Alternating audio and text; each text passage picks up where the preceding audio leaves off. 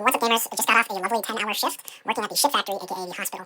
I'm currently a CNA, that's my day job. I'm not going to quit it anytime soon for YouTube, don't you worry. So I'll plenty more of these stories to come, as well as some old stories. But I wanted to share this with you guys because when you're in the hospital, you need to act a certain way, okay?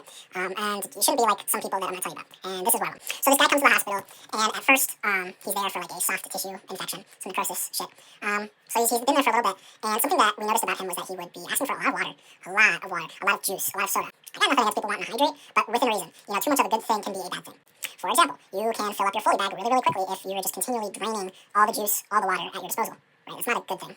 Why is that not a good thing? Because if your Foley bag fills up and nobody empties it before it fills up, it can actually, the pee can go back, and basically, instead of having like maybe your bladder is just expanding because there's pee in it, now pee is being pushed back into your bladder, and it's pee that left the body and it's coming back, so there's potential for a UTI, something even worse, right? Like even worse than just having bladder sitting in there. Sorry, urine, I mean. So I tell this guy, you know, you shouldn't drink as much as you do, because you're drinking way too much. And then you don't tell us when your bag is full. You know, we have to find that out basically every however many hours. And the bag, we try to keep it like out of the way of like when you just like are walking by, you can see it. You know, for patient privacy reasons. They have covers and stuff, but we just keep it on the other side of the bag. This guy's Foley fills up so quick, and it's because he's constantly drinking.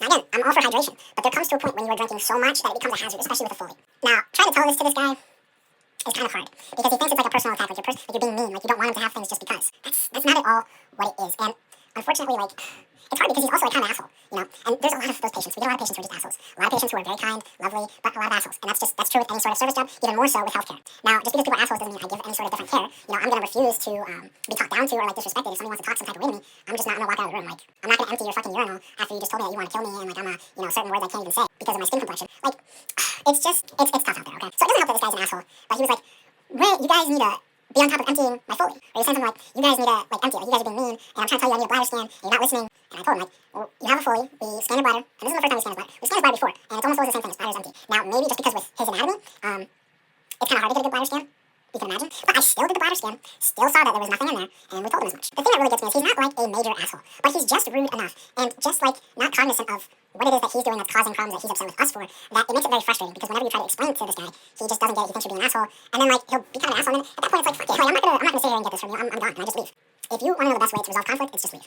If somebody is trying to like egg you on or whatever, sometimes you gotta know yourself and just know that I'm gonna crash out if I'm in here any longer. I gotta go. I know, bye-bye. So yeah, guys, be nice to your nurses, be nice to your doctors. Advocate for yourself always, of course. But, you know, there's advocating and then there's assholing. And just don't be an asshole, man. Like, if he was just a little bit nicer and, like, used his manners when he would ask for things instead of just saying, I want this. Okay, that's not, you're not even asking me. You're just telling me and expecting me to, like, connect the two. Like, you wouldn't do that to your mom, would you? Spoiler, he actually would, but whatever. You can't fix what's already broken. You can just try to deal with the pieces that you got. And yeah, guys, just be nice to each other. Just be kind. Choose peace. I chose peace.